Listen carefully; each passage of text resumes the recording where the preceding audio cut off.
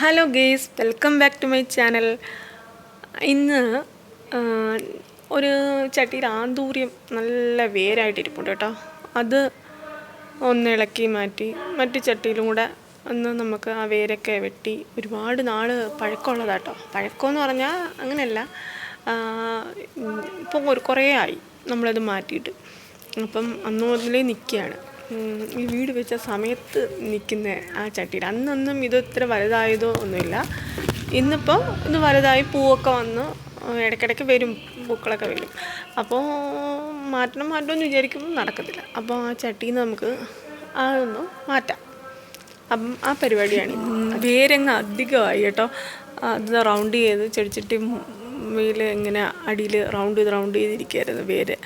അപ്പോൾ നമുക്കത് നമ്മളത് ഇളക്കാൻ വലിയ പാടില്ലായിരുന്നു കേട്ടോ. അപ്പോൾ ആ വേരോടുകൂടി ഞാനിങ്ങനെ വലിച്ചെടുത്തു. അപ്പം വേറൊരു ചട്ടി എടുത്തു. പക്ഷെ അതിൽ മണ്ണ് ഉണക്ക മണ്ണാണ്. ഒരുപാട് നാൾ ചെടിച്ചട്ടിയിൽ പന്നലാവുന്ന ചെടികളെല്ലാം ഞാനെടുത്ത് കളഞ്ഞിട്ട് ചെടിച്ചട്ടി അങ്ങ് മാറ്റി വയ്ക്കും. ഇപ്പോൾ അതാണ് ചെയ്യുന്നത്. ഉണക്ക് വന്ന് പിന്നെ നശിക്കില്ലേ ചെടികൾ. അപ്പോൾ അത് ചെടിച്ചട്ടി ഇരിക്കുന്നത് അത് മാറ്റിയിട്ട് മണ്ണുമായിട്ട് അങ്ങ് ചെടിച്ചട്ടി മാറ്റി വയ്ക്കും. നല്ല ചെടികളൊക്കെ കിട്ടുമ്പോൾ വെക്കാമെന്ന് വെച്ച്. അപ്പോൾ അത് നല്ല ഉണക്കായിപ്പോയി ആ മണ്ണ്. ഇവിടെ മണ്ണിന് ഭയങ്കര ക്ഷാമമാണ്. ഇവിടെ മൊത്തം ഇൻ്റർലോക്ക് ഒക്കെ ഇട്ടേക്കുന്നതുകൊണ്ട് മണ്ണെടുക്കാൻ എനിക്ക് ഒരു വഴിയില്ല. അപ്പം ഞാനത് നമ്മുടെ കുളത്തുപുഴ കുടുംബ വീട്ടിലൊക്കെ പോകുമ്പോഴാണ് മണ്ണൊക്കെ എടുത്തുകൊണ്ട് വരുന്നത്. ജസ്റ്റ് അപ്പുറത്തുനിന്നൊക്കെ എടുക്കാറുണ്ട്. അപ്പോൾ നമുക്ക് ഇത് മണ്ണ് ഞാൻ ആ ചട്ടിയിൽ നിന്ന് എടുത്ത് ഇങ്ങനെ വെച്ചു. പക്ഷേ ഒരു രീതിയിലും അത് പൊടിഞ്ഞു വരത്തില്ല. അപ്പം അടുത്ത വഴി നോക്കി. അപ്പം നമ്മൾ കുറച്ച് വെള്ളം അതിൻ്റെ മുകളിലോട്ട് ഒഴിച്ചു കൊടുക്കും. അപ്പോഴത്തേക്ക് കുറച്ചൊന്ന് അലിയല്ലോ. നല്ല ഉണക്ക മണ്ണാട്ടോ. മണ്ണിന് ക്ഷാമമാണെങ്കിൽ എന്ത് ചെയ്യും? ഇങ്ങനെയൊക്കെയല്ലേ ചെയ്യാൻ പറ്റും. അപ്പോൾ അതിൽ കുറച്ച് വെള്ളമൊക്കെ ഒഴിച്ച് ആ മണ്ണ് ഞാൻ സെറ്റ് ചെയ്തെടുത്തു. എന്നിട്ട് ഒരു ഇത് പോകുന്നില്ല, ഉണക്ക മണ്ണിൻ്റെ ഒരു ഇത് പോകുന്നില്ല. എന്നാലും മണ്ണൊക്കെ നല്ലതാട്ടോ. അതുകൊണ്ട് ഞാനത് സെറ്റ് ചെയ്തെടുത്തു. നല്ല ചരടുമൊക്കെ ഉണ്ടായിരുന്നു അതിൽ, കല്ലൊക്കെ ഉണ്ടായിരുന്നു. അതൊക്കെ എടുത്ത് മാറ്റി നല്ല ഇതാക്കി. കുറച്ച് ചാമ്പലൊക്കെ ഇട്ടു. പിന്നെ കരി കിട്ടിയില്ല. ആന്തൂര്യത്തിന് ഇടുന്നൊരു കരിക്കട്ട ഉണ്ടല്ലോ, നമ്മൾ അടുപ്പിൽ നിന്ന് ഉണ്ടാവുന്ന ഒരു കരി, അത് കിട്ടിയില്ല. അതിന് പകരം അത് ഞാൻ പിന്നെ ഇടും. അത് പിന്നെ ചകിരി മസ്റ്റാണല്ലോ ആന്തൂര്യത്തിന്. ചകിരി പിന്നെ തൊണ്ടുമൊക്കെ അത് വെച്ച് കൊടുക്കുന്നത് നല്ലതാണ്. അപ്പോൾ അതൊക്കെ ഞാൻ എടുത്തുകൊണ്ട് വന്നു. പിന്നെ മണ്ണ് ഞാൻ അതിലൊരു തൈ ഉണ്ടായിരുന്നു, വലിയ ആന്തൂര്യത്തിൽ ഒരു കുഞ്ഞു തൈയും കൂടെ ഉണ്ടായിരുന്നു. അപ്പം ഞാൻ അത് രണ്ടാക്കി എടുത്തു. അതിൽ തന്നെ പിടിച്ചു നിന്നതാണ് ഇങ്ങൊരു ചെടി ആന്തൂര്യത്തിൽ. അത് നല്ല ഒരു ഹാങ്ങിങ് പ്ലാന്റാണത്. അത് എനിക്ക് ഇഷ്ടമുള്ളതാണ്, വി മോഡൽ ഉള്ള ചെടി. അപ്പോൾ നമുക്ക് ആ വേര് കട്ട് ചെയ്ത് കളയണം. വേര് ഒരുപാട് റൗണ്ട് ചെയ്തിരിക്കും. അപ്പോൾ അത്രയും വേര് നമുക്ക് എന്തായാലും ചെടിച്ചട്ടിയിൽ വെക്കാൻ പറ്റില്ല. അപ്പോൾ അത്രയും വേര് നമുക്ക് വേണ്ടെന്ന് വെച്ചാൽ കുറച്ച് മുതുക്ക് വേരായിപ്പോയി. എന്ന് വെച്ചാൽ ഇച്ചിരി പഴക്കം ചെന്ന വേര് പോലെ അല്ലേ, ഇച്ചിരി കട്ടിയുള്ള വേരായിപ്പോയി. അത് നമുക്ക് വേണ്ട. അതിന് നമ്മൾ ഒരു ഭാഗം ഉണ്ടല്ലോ, നമുക്ക് അത്രയും വേര് മതിയെന്ന് തോന്നുന്നത് വെച്ച് നമുക്ക് കട്ട് ചെയ്ത് എടുക്കണം. അപ്പം കത്രിക എടുക്കാനുള്ള മടി കാരണം ഞാൻ അവിടെ ഈ പുല്ലൊക്കെ കട്ട് ചെയ്യുന്ന ഒരു ഇതുണ്ട്, ആ കട്ട് ചെയ്യുന്ന ആ കട്ടർ എടുത്ത് ഞാൻ വെട്ടി. ആ വേരിൻ്റെ അവിടെ കുറച്ച് കട്ടിയുള്ള ഇതാണ്. കത്രികയായാലും നമുക്ക് പെട്ടെന്ന് കട്ട് ചെയ്യാൻ പറ്റത്തില്ല. അപ്പോൾ ഇച്ചിരി കട്ട് ചെയ്ത ഭാഗം, ഇച്ചിരി കട്ടിയുള്ള ഭാഗം. അപ്പോൾ ആ കട്ടിയുള്ള ഭാഗം വെച്ച് ഞാൻ അതിനെ കട്ട് ചെയ്ത് എടുത്തു. ആ വേര് ഞാൻ കളഞ്ഞില്ല കേട്ടോ. കളയാതെ ഞാനൊരു വേറൊരു ജസ്റ്റ് വെറുതെ ഇരിക്കുന്നൊരു ചെടിച്ചട്ടിയിലോട്ട് താത്ത് വെച്ചിട്ടുണ്ട്. അതിൽ നിന്ന് വല്ല നമുക്ക് തൈ വരുമെന്ന് നോക്കാം. അപ്പോൾ ഇതാണ് ആ കട്ടർ കേട്ടോ.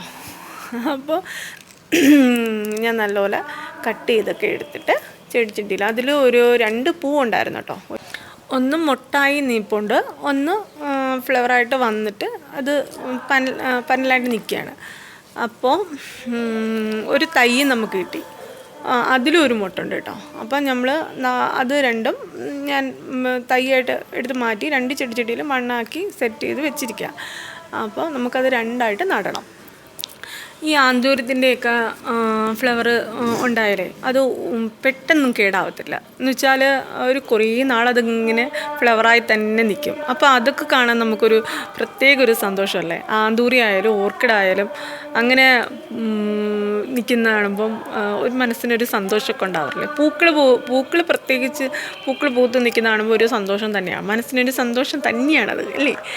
പക്ഷേ ആ പൂക്കൾ പൂത്ത് നിൽക്കുമ്പോൾ ആ ചെടികൾ അതിനു വേണ്ടി നമ്മൾ സൂക്ഷിക്കണം. എന്നാലേ ആ പൂക്കൾ നമുക്കുണ്ടാവും. പൂവും കായും ഒക്കെ നമുക്ക് അങ്ങനെ ഉണ്ടാവും. നമ്മൾ സൂക്ഷിക്കുന്ന കണക്കിരിക്കും. ആന്തൂരത്തിന് കൂടെ നിന്ന ഒരു ചെടിയാണ് ഇത്. പിന്നെ ഹാങ്ങിങ് ചെടിയാണ് കേട്ടോ. ഇതെനിക്ക് വേറെ ഉണ്ട്, എന്നാലും ഞാനിത് കൂടെ ആന്തൂരത്തിന് കൂടെ പറ്റിയാണ്ട് ഇരുന്നതാണ്. അത് ആന്തൂരത്തിൻ്റെ ഫ്രണ്ടാണ് കേട്ടോ. അതുകൊണ്ട് ആന്തൂരത്തിന് കൂടെ തന്നെ ഇരുന്നത്.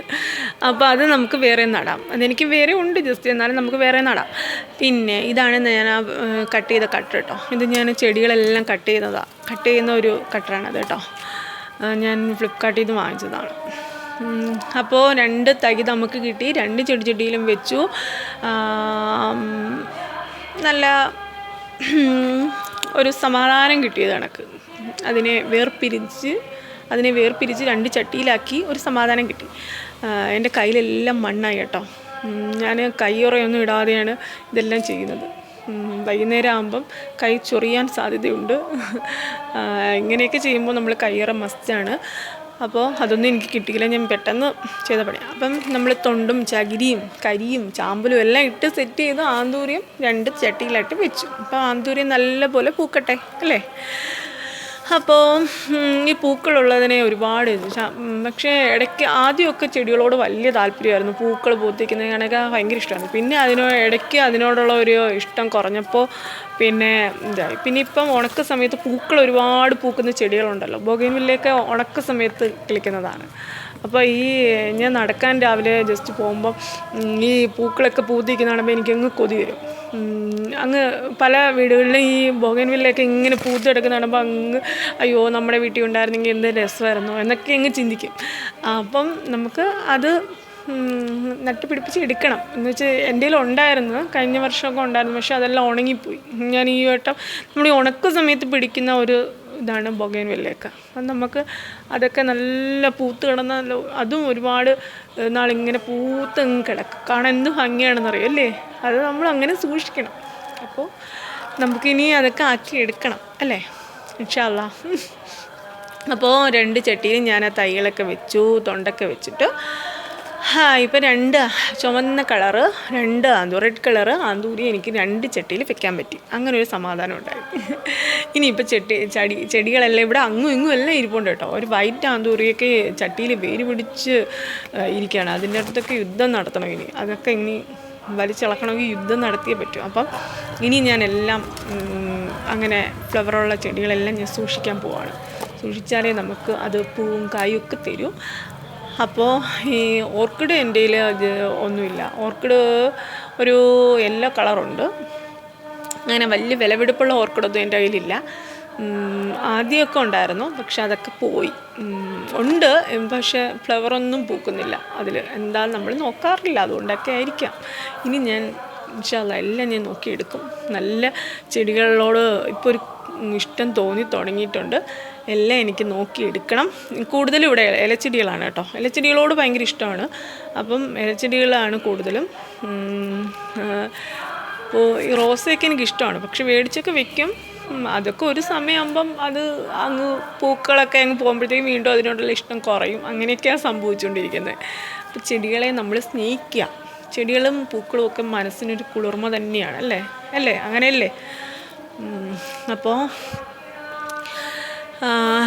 ഇത്രയൊക്കെയുള്ളൂ വീഡിയോ. അപ്പോൾ വീഡിയോ ഇഷ്ടപ്പെട്ടാൽ നിങ്ങൾ ലൈക്ക്, ഷെയർ, കമൻറ്റ്, സബ്സ്ക്രൈബൊക്കെ ചെയ്യണം. ഞാൻ പറഞ്ഞില്ലേ മുമ്പ് എനിക്കൊരു യൂട്യൂബ് ചാനലുണ്ടായിരുന്നു. ആ ചാനൽ എനിക്ക് നഷ്ടപ്പെട്ടു പോയി. അപ്പോൾ അതിൽ തിരികെ പിടിക്കാൻ വേണ്ടിയിട്ടാണ് പുതിയ ഒരു ചാനൽ തുടങ്ങി.